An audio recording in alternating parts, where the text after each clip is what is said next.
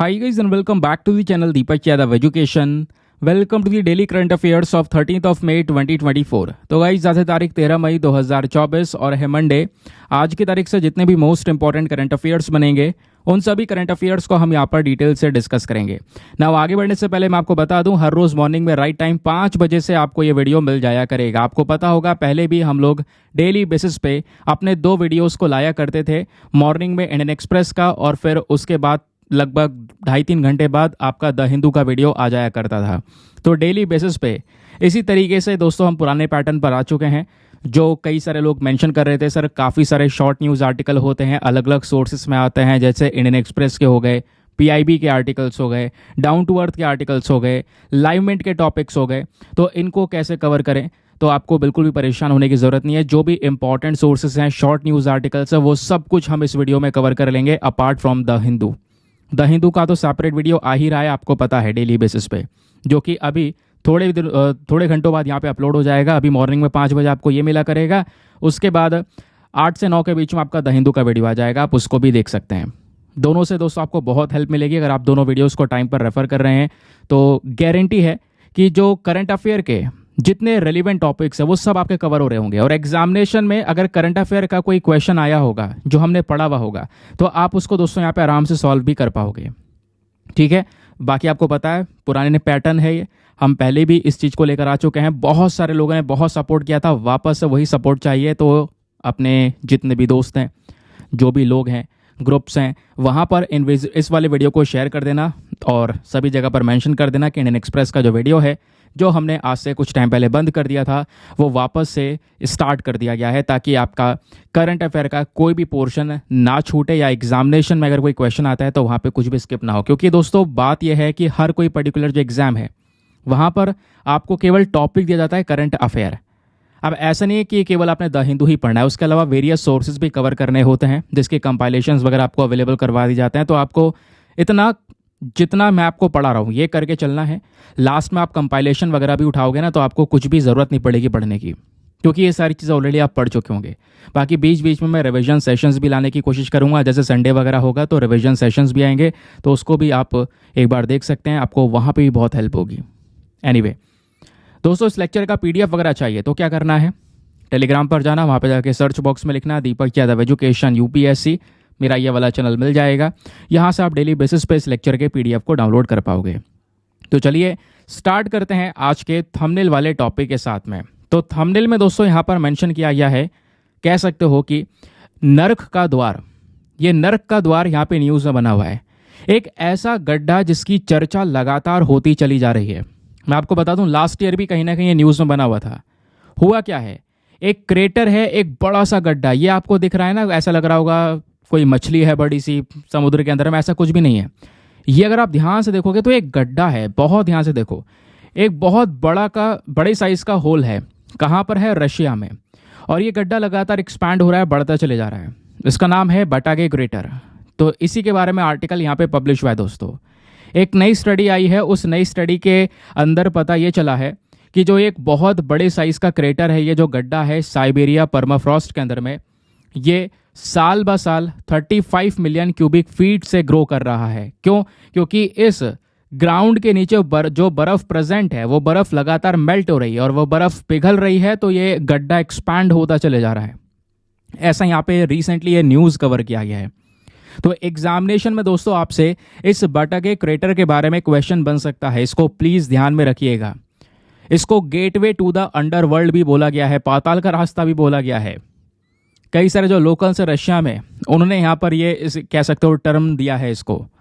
ये कहाँ पर है, रशिया के फार ईस्ट रीजन में, स्पेशली ऊपर वाला पोर्शन जो बहुत ही ज़्यादा ठंडा है, और यहाँ पर दुनिया का एक सबसे बड़ा परमाफ्रॉस्ट क्रेटर देखने को मिला है। परमाफ्रॉस्ट क्या होता है दोस्तों, पहले मैं आपको थोड़ा सा ये बता देता हूँ।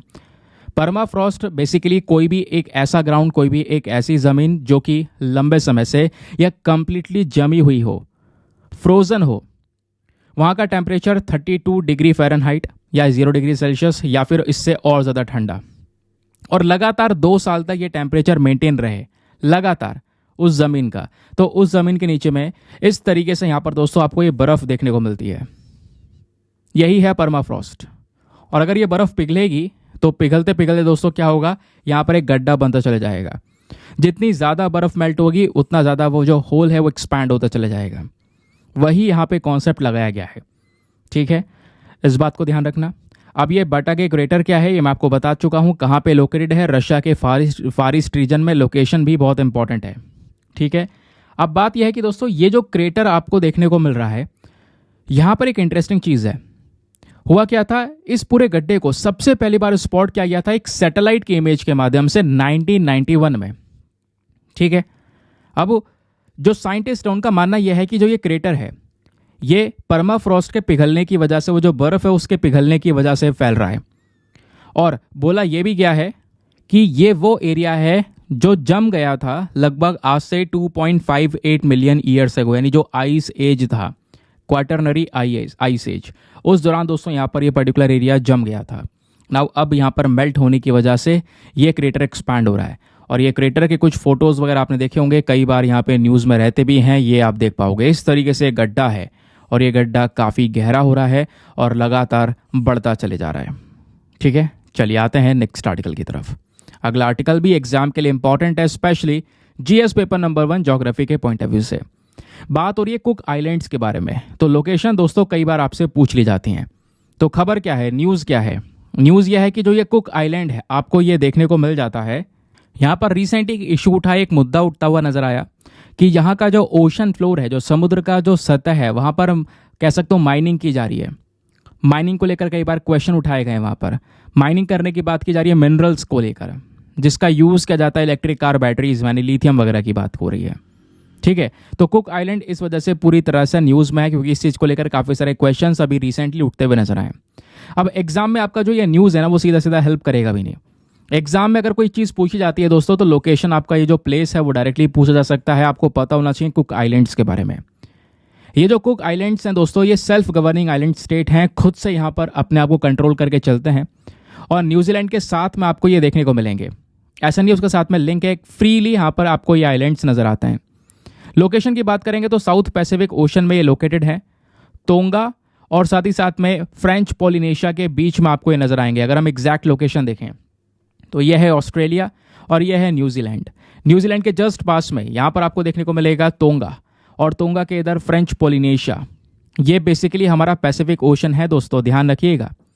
पैसिफिक ओशन यानी यहाँ पे बात हो रही है, इधर आपको इंडियन ओशन देखने को मिलेगा, ये पैसिफिक ओशन देखने को मिलेगा। हम इस रीजन की बात कर रहे हैं।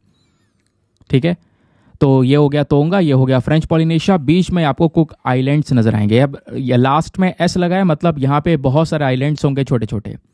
तो कुक आइलैंड्स में ये सारे आइलैंड्स आपको नजर आएंगे, जिसमें है रारोटोंगा, है ना, मांगिया, देन उसके अलावा पाम स्टोर आइलैंड, वेंसलो रीफ। ये कुछ कुछ नाम जो है थोड़ा थोड़ा ध्यान रखोगे तो काम बन जाएगा। अब ध्यान क्या रखना है वो आगे मैं आपको बताता हूँ। लोकेशन आपने देखा। अब दूसरी चीज़ दोस्तों, यहाँ पर कुक आइलैंड्स के बारे में जब बात कर रहे हैं तो यहाँ पे कुक आइलैंड में टोटल 15 आइलैंड्स आपको नजर आएंगे। ठीक है, जो कि 2 सेक्शन में डिवाइड करे गए हैं, northern islands and southern islands. Northern जो ऊपरी हिस्से में है, सदर्न जो निचले हिस्से में है। अब नदर्न आइलैंड्स में आपका देखने को मिलेगा मनहिकी, नसाउ, पेनरिन, पुकापुका, देन उसके अलावा रखागना। तो इस तरीके के कुछ आइलैंड्स हैं जो नदर्न आइलैंड्स हैं। सदर्न आइलैंड्स की दोस्तों अगर हम लोग यहाँ पर बात करते हैं साउथ में, तो वो आपको रोरोतोंगा देखने को मिलेगा, एतू ताकी है, एत्युआ है, मांगिया है। ये मैंने अभी आपको यहाँ पर एक फ़ोटो में दिखा दिए थे। तो ये बात है कुक आइलैंड्स की। ये हो गए आपके ऊपर नदर्न कुक आइलैंड्स और नीचे यहाँ पर हो गए आपके southern cook islands. Total 15 islands से यहाँ पर ये पूरा का पूरा ग्रुप बनता है। कहाँ पर है? हमारे पैसिफिक ओशन में, न्यूजीलैंड के जस्ट पास में। यही चीज़ ध्यान में रखनी है। ठीक है, पॉपुलेशन की बात करेंगे तो ज़्यादातर जो पॉपुलेशन है दोस्तों यहाँ की, वो रोरा तोंगा वाला, जो रारो तोंगा वाला रीजन है बेसिकली, वहाँ पर रहती है। और यहाँ का जो हाईएस्ट पॉइंट है, सबसे ऊंची चोटी है, वो है तेमांगा। ये चोटी आपको ध्यान में रखनी है। ये कौन से वाले आइलैंड पर है? अगेन रारोतोंगा आइलैंड पर। इसकी जो कैपिटल है वो कैपिटल सिटी है अवुरुआ, जो कि अगेन रारोतोंगा आइलैंड पर है। तो यहाँ पे जो हमारे कुक आइलैंड्स है ना, कुक आइलैंड्स में रारोतोंगा इंपॉर्टेंट है। क्वेश्चन आपसे रारोतोंगा को लेकर बन सकता है, कुक को छोड़कर। तो दोनों के बारे में और दोनों के बीच का जो डिफरेंशिएशन है वो भी पता होना चाहिए। ठीक है, अब आराम से क्वेश्चन सॉल्व कर पाओगे। चलिए आगे आते हैं नेक्स्ट आर्टिकल पर। कल से मैं आपको इन आर्टिकल से रिलेटेड क्वेश्चंस भी दूंगा। आज मैं क्वेश्चन नहीं लाया हूं, बट कल से वो क्वेश्चंस भी लेकर आऊंगा, ठीक है। अगला आर्टिकल भी काम का है दोस्तों, और हमारे इंडियन एक्सप्रेस के अंदर में साइंस वाले सेक्शन में इसको पब्लिश किया गया था। बात हो रही है ओलिएंडर फ्लावर्स के बारे में। अब ये ओलिएंडर फ्लावर्स हाल ही में न्यूज़ में आए। क्यों न्यूज़ में आए, पहले आपको एक खबर बताता हूँ, थोड़ी इंटरेस्टिंग सी न्यूज़ है। हुआ ये कि केरला की सरकार ने जो हमारे टेम्पल बोर्ड्स होते हैं वहाँ पर ओलिएंडर वाला जो ये फ्लावर है, जो ये फूल है, इसको मंदिर में चढ़ाने के ऊपर में बैन लगाया। कहोगे क्यों? रीज़न यहाँ पर यह है कि एक केस नज़र आया। उस केस में 24 साल की एक महिला एक्सीडेंटली, जानबूझकर नहीं, एक्सीडेंटली यहाँ पर उस फ्लावर के कुछ पत्तों को वो चबा लेती हैं, और पत्तों को चबाने के बाद ही यहाँ पर दोस्तों उनकी मृत्यु हो जाती है। जिस वजह से यहाँ पर केरला गवर्नमेंट ने, जब भी 2 केरला गवर्नमेंट कंट्रोल टेम्पल जो बोर्ड्स हैं, इन्होंने यहाँ पर ओलिएंडर नाम के जो फ्लावर है, जो ये फूल है दोस्तों, इसको बैन कर दिया है कि आप मंदिर में इसका चढ़ावा नहीं करोगे, क्योंकि ये खतरनाक हो सकता है, इसको कुछ हार्मफुल इम्पैक्ट्स पड़ सकते हैं बॉडी के ऊपर में, जिस वजह से ये ओलिएंडर फ्लावर्स न्यूज़ में बने हुए हैं। तो खबर आपको समझ में आई, लेकिन अगेन वही बात फिर से बोलूँगा, खबर इज़ नॉट इम्पॉर्टेंट। जो इंपॉर्टेंट है वो आपके पीछे के फैक्ट्स, प्रीलिम्स के लिए सबसे रेलिवेंट है। तो दोस्तों इन ओलिएंडर फ्लावर्स को अगर आप देखोगे तो कुछ इस प्रकार से यहाँ पर ये नज़र आते हैं। इनको हम नीरियम ओलिएंडर या ओलिएंडर और रोजबे के नाम से भी जानते हैं। ये वो प्लांट है जो दुनिया भर में उगाया जाता है, चाहे वो ट्रॉपिकल रीजन्स हो, सब ट्रॉपिकल रीजन्स हो, या वो टेम्परेट रीजन्स ही क्यों ना हो। ये फ्लावर ड्राफ्ट टॉलरेंस है दोस्तों, यानी कहीं पर सूखा पड़ गया है, प्रॉपर पानी अवेलेबल नहीं है, तो उस कंडीशन भी बढ़िया तरीके से उग सकते हैं, ठीक है। बाकी यहाँ पर इसके जो श्रब्स होते हैं उसको यूज़ किया जाता है सजावट के लिए या लैंडस्केपिंग पर्पस के लिए भी इसका इस्तेमाल होता है। केरला के अंदर में जो ये प्लांट है इसको हम दूसरे नाम से भी जानते हैं, ठीक है, अरली एंड कानावीरम के नाम से भी इसको जाना जाता है, ठीक है।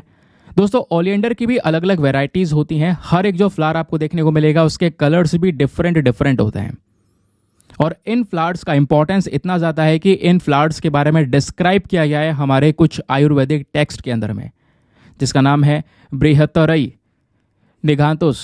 तो दोस्तों यहाँ पर सभी जगह पे इनको डिस्क्राइब किया गया। इवन चरक संहिता का नाम आपने सुना होगा, यहाँ पर भी दोस्तों इस फ्लावर के बारे में डिस्क्राइब किया गया है, इसके पत्तों के बारे में डिस्क्राइब किया गया है। जो ये लीव्स होते हैं वाइट फ्लावर में, इसकी जो वेराइटीज़ है उसमें जो वाइट वाली फ्लावर वाली वेराइटी है, उसके जो पत्ते होते हैं उन पत्तों से कई सारी प्रकार के जो इश्यूज़ हैं, कई सारी बीमारियां हैं दोस्तों, उनको टैकल किया जा सकता है। आयुर्वेदिक फार्माकोपिया ऑफ इंडिया यानी एपीआई नाम की जो बॉडी है, इसके अकॉर्डिंग बताया गया है इस फ्लावर से जो तेल बनाया जाता है, ऑयल बनाया जाता है, उस ऑयल से कई सारी जो स्किन से संबंधित समस्या हैं, आपकी त्वचा से संबंधित बीमारियां हैं, उनको ठीक किया जा सकता है। ये भी इसमें एक बेस्ट चीज़ है। लेकिन दोस्तों इस फ्लावर में कहीं ना कहीं कुछ टॉक्सिसिटी भी है। इस फ्लावर के अंदर कुछ ऐसी चीज़ें भी हैं जो एक नेगेटिव इम्पैक्ट डाल सकती हैं इंसान के ऊपर। जैसे अगर आप इस फ्लावर को जलाते हो तो इसमें से जो धुआं निकलेगा उसको कोई इनहेल कर ले, सही से यहाँ पर खींच ले अपने अंदर, तो उसको नशा हो सकता है। क्यों? क्योंकि दोस्तों इस फ्लावर के अंदर कुछ प्रॉपर्टीज़ हैं कार्डियक ग्लाइकोसाइड्स की। कार्डियक ग्लाइकोसाइड क्या है? एक प्रकार का केमिकल है, ठीक है, जो कि यहाँ पर प्रेजेंट होता है। अब क्या होता है कि इस टॉक्सिसिटी का इफेक्ट ये होता है कि एक इंसान ज़्यादा इनहेल कर ले या उसके बॉडी में ज़्यादा मात्रा में पहुँच जाए तो उससे nausea, diarrhoea, vomiting, rashes, confusion, दिमाग में डिजीनेस, इरेगुलर हार्ट बीट्स, आपकी हार्ट बीट स्लो भी हो सकती है, इंसान की जान भी जा सकती है एक्सट्रीम केसेस में। वही रिसेंटली यहाँ पर ये केस निकल कर आया इस फ्लावर से संबंधित, जिसकी वजह से आज हम इसको डिस्कस कर रहे हैं। ठीक है, क्लियर हो गया? चलिए आते हैं एक और सुपर इंपॉर्टेंट आर्टिकल पर। सिकल सेल डिजीज दोस्तों अभी के समय पर न्यूज़ में बना हुआ है। अब न्यूज़ में क्यों बना हुआ है पहले ये जानिए, इसका न्यूज़ बहुत ज़्यादा इंपॉर्टेंट है। तो हाल ही में अमेरिका से बिलोंग करने वाला 12 साल का एक लड़का पहला बच्चा बन चुका है पूरे दुनिया में, या पहला व्यक्ति बन चुका है पूरे दुनिया में जो कि सिकल सेल डिजीज से गुजर रहा था। लेकिन दोस्तों यहाँ पर उसके लिए एक जीन थेरेपी को अप्रूवल दे दिया है, एक थेरेपी को अप्रूवल दे दिया है, वो थेरेपी जिससे उसको इस सिकल सेल डिजीज से छुटकारा मिल सकता है। जिस वजह से यहाँ पर क्या हुआ है, सिकल सेल डिजीज न्यूज़ में है। इतनी बड़ी बीमारी कि भाई यहाँ पर एक 12 साल का बच्चा पहला व्यक्ति बन चुका पूरे दुनिया में जिसके लिए अभी थेरेपी को अप्रूवल दिया गया, क्योंकि अभी ये थेरेपी पे काम कर रहे हैं इस बीमारी को ठीक करने के लिए, क्योंकि इस बीमारी को ठीक कर पाना एक नेक्स्ट टू इम्पॉसिबल वाला मिशन हो जाता है। अच्छा, ऐसा क्या है इस बीमारी में? चलिए बात करते हैं सिकल सेल डिजीज़ के बारे में। ये एक प्रकार का आपका इनहेरिटेड ब्लड डिसऑर्डर है। फैमिली टू फैमिली यहाँ पर ट्रांसफ़र होता रहता है। आपके ब्लड के अंदर इश्यूज होते हैं दोस्तों। स्पेशली कैसे? हीमोग्लोबिन के अंदर कुछ कमियां देखने को मिलती हैं। जब हम ब्लड की बात करते हैं तो आपके पास में आरबीसीज हैं, रेड ब्लड सेल्स हैं, वाइट ब्लड सेल्स हैं, पता है। अब दोस्तों, जब सिकल सेल डिजीज किसी इंसान को होता है तो उसकी जो आरबीसीज होती हैं, रेड ब्लड सेल होती हैं, उनका जो शेप होता है वो बिगड़ जाता है। ये आप गोल गोल देख रहे हो, ये आपके नॉर्मल रेड ब्लड सेल्स हैं। ये आरबीसीज क्या करती हैं? आपके बॉडी में मूव हो रही हैं, आपके बॉडी में ब्लड सर्कुलेट हो रहा है, और जहाँ जहाँ पर जा रहा है बॉडी पार्ट्स में, वहाँ पर ऑक्सीजन को पहुँचा रहा है। तो ऑक्सीजन को कैरी करने का काम भी करती हैं रेड ब्लड सेल, करती हैं नहीं करती हैं? ये आपके नॉर्मल रेड ब्लड सेल्स हैं, गोल साइज के। लेकिन दोस्तों, ये वाला जो साइज है ये आपको एक हंसिया की तरह नजर आ रहा होगा, कुछ इस प्रकार से। ये सिकल्ड रेड ब्लड सेल्स हैं। यानी कि जब आपके नॉर्मल रेड ब्लड सेल का जो साइज है, जो इसका शेप है, वो बिल्कुल बदल जाएगा, कुछ ऐसे फॉर्म में हो जाएगा। और ऐसे फॉर्म में हो जाएगा तो इसी को हम बोलते हैं सिकल सेल डिजीज। क्योंकि दोस्तों, यहाँ पर सबसे बड़ी प्रॉब्लम यह है कि अगर आपका आरबीसी ऐसा शेप ले लेता है तो वो सही से आपके ब्लड वेसल में फ्लो नहीं हो पाएगा, सही से बॉडी में खून नहीं बह पाएगा, जिससे ऑक्सीजन का भी यहाँ पर एक बहुत बड़ा कमी देखने को मिल सकती है। समझ गए? तो ये यहाँ पर आपका सिकल सेल डिजीज़ हो गया। अब सवाल यह है, हमारे ब्लड फ्लो को कैसे अफेक्ट करती है? मैं आपको बता चुका हूँ, क्योंकि जो आरबीसीज हैं ये सही से मूव नहीं कर पाएंगी, आपके ब्लड फ्लो को यहाँ पर ब्लॉक कर सकती हैं, बॉडी पार्ट्स में सही से वो सर्कुलेट नहीं हो पाएगा। अब सवाल यह है कि ये बीमारी होती कैसे है, इसके पीछे का मेन रीज़न क्या है, कॉज क्या है? तो वो हो सकता है एक डिफेक्टिव जीन, जो आपकी जीन है उसमें कुछ कमी हो सकती है ना? तो ये भी एक इशू हो सकता है। या फिर दोस्तों, यहाँ पर ये जो प्रॉब्लम है ना, एक इनहेरिटेड हो सकती है। यहाँ पर जो जीन है मदर से या फादर से भी यहाँ पर बच्चे में पहुँच सकता है, फिर ऐसे आगे फैमिली में प्रॉब्लम बढ़ सकती है। ये भी एक मेन कॉज है। अब बात आती है सिम्टम्स की, कि अगर ये बीमारी हो जाती है तो लक्षण क्या नजर आएंगे। लक्षण में यहाँ पर स्टार्टिंग में सबसे ज़्यादा थकान देखने को मिलेगी, एनीमिया हो सकता है, आपके हाथ वगैरह सूज सकते हैं, काफ़ी दर्द होगा, पैरों में सूजन हो जाएगी, जॉन्डिस हो सकता है। ये अर्ली स्टेज वाली कंडीशन है। और जब सिचुएशन और बदतर होती चली गई इस केस में, तो यहाँ पे दर्द काफ़ी बढ़ जाएगा, एनीमिया, ऑर्गन डैमेज हो सकते हैं, या इन्फेक्शन भी हो सकते हैं। तो ये इसके दोस्तों सिम्टम्स हैं। अब बात आती है ट्रीटमेंट की। तो ट्रीटमेंट में अगर आप देखोगे तो बोन मैरो ट्रांसप्लांट हो सकता है, या फिर जीन थेरेपी इसका एक सबसे इंपॉर्टेंट सोल्यूशन है। ठीक है, इसको भी एक्सप्लोर किया जा रहा था। नाउ अभी आप देख पाओगे यूके पहला कंट्री बन चुका है जिसने जीन थेरेपी को अप्रूवल दे दिया है कि हाँ, इससे हम ट्रीटमेंट कर सकते हैं इस बीमारी का। और अभी रिसेंटली एक बच्चा जो है उसके लिए भी अप्रूवल दिया गया यूएसए में, वो मैं आपको ऑलरेडी आपको बता चुका हूँ। ठीक है, तो सिकल सेल डिजीज़ के बारे में कुछ बेसिक डिटेल्स थी जिसको ध्यान में रखना है।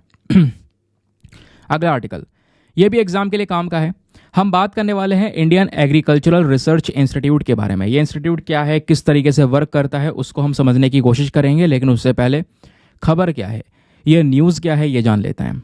तो दोस्तों, इंडियन एग्रीकल्चरल रिसर्च इंस्टीट्यूट, ये जो पर्टिकुलर बॉडी है, इस बॉडी ने हाल ही में जो गेहूं की जो सीड होती है दोस्तों, उसकी एक नई वैरायटी को इंट्रोड्यूस किया है। गेहूं की नई प्रजाति को इंट्रोड्यूस किया है, नई वैरायटी कह सकते हैं। और उस वैरायटी का नाम है HD3386। ध्यान रखिएगा, क्वेश्चन बन सकता है कि हाल ही में HD3386 नाम की जो चीज़ है वो न्यूज़ में देखने को मिली है, ये क्या है? तो ये वीट की सीड वैरायटी है, प्लीज़ ध्यान रखिएगा। ठीक है, अब इसको इंट्रोड्यूस किसने किया है? इंडियन एग्रीकल्चरल रिसर्च इंस्टीट्यूट ने। अब ये इंस्टीट्यूट क्या है, कैसे वर्क करता है, आओ मैं आपको इसके बारे में बताता हूँ।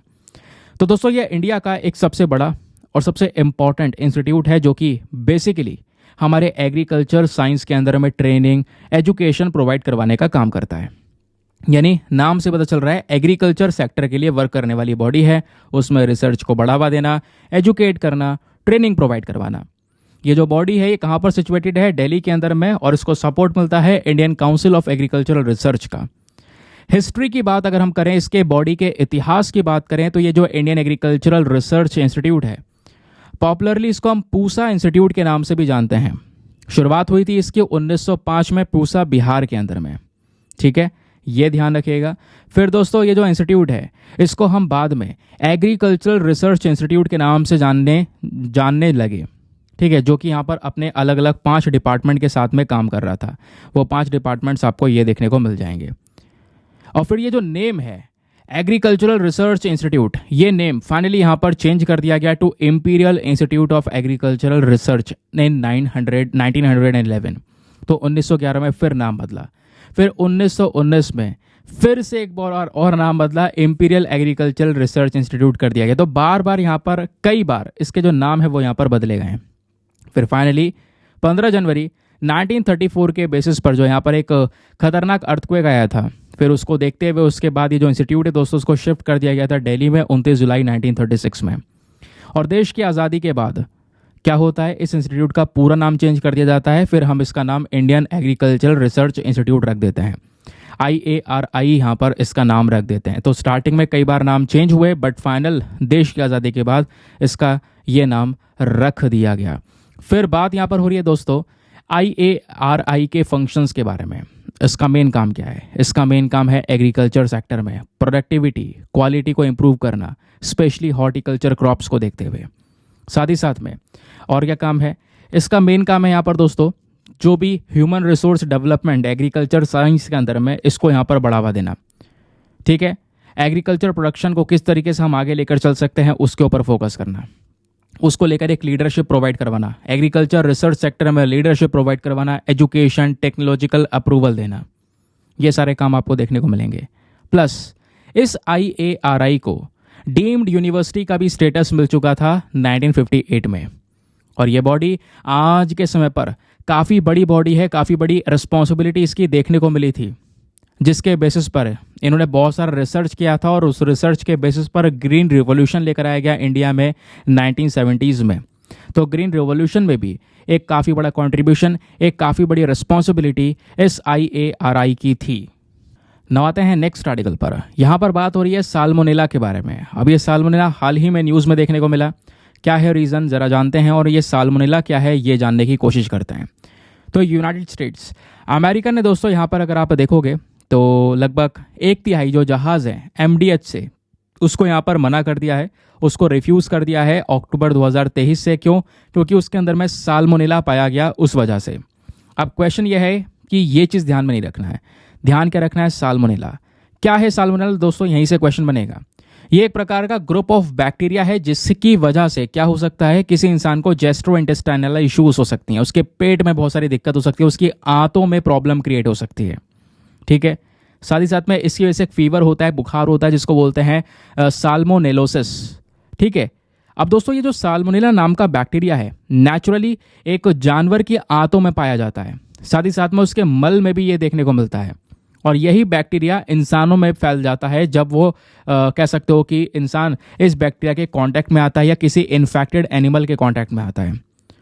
ठीक है, और दोस्तों ये जो बैक्टीरिया है फिर इसको ट्रीट कर पाना काफ़ी मुश्किल है, क्योंकि काफ़ी समय तक ये ड्राई एनवायरनमेंट में रह सकता है, कई महीनों तक वाटर में भी ये प्रेजेंट रह सकता है। अब प्रॉब्लम यह है कि इस बैक्टीरिया से संबंधित कई सारे रिस्क हैं, कई सारी दिक्कतें हैं। सबसे पहली प्रॉब्लम क्या है? जो भी व्यक्ति इस साल्मोनेला नाम की बैक्टीरिया से इन्फेक्ट होगा उसको डायरिया हो सकता है, फीवर हो सकता है, स्टमक में काफ़ी सारी दिक्कतें हो सकती हैं, स्पेशली बच्चे जिनकी उम्र 5 साल से कम है, या बूढ़े जिनकी उम्र 65 साल या और ज़्यादा है। तो बच्चे और बूढ़ों के लिए यहाँ पर खतरनाक बीमारी है दोस्तों, और स्पेशली ऐसे व्यक्ति जिनके इम्यून सिस्टम बहुत कमज़ोर है। और अगर इम्यूनिटी यहाँ पे बहुत ज़्यादा वीक होगी, कमज़ोर होगी दोस्तों, तो छोटी से छोटी बीमारी जानलेवा बन जाती है, जैसे मैंने आपको बताया। ये इस प्रॉब्लम को या इस बीमारी को और ख़तरनाक बना सकती है। ठीक है, तो ये साल्मोनेला से संबंधित कुछ आपको रिस्क देखने को मिल जाते हैं। नाउ इसी के साथ में करते हैं लेक्चर को समाप्त, क्योंकि आज का सेशन छोटा सा है। आज बस खाली हमने नींव रख दी है वापस से अपने इस इंडियन एक्सप्रेस के एनालिसिस की। कल से बहुत सारी चीज़ें भी आपको मिलेंगी, क्वेश्चंस भी डेली बेसिस पे मिला करेंगे, तो उन क्वेश्चंस को भी अटेंड करोगे तो आपको मज़ा आएगा। ठीक है, एनीवे मिलते हैं आपसे अगले वीडियो में। आज के लिए bye bye, have a nice day, thank you and जय हिंद।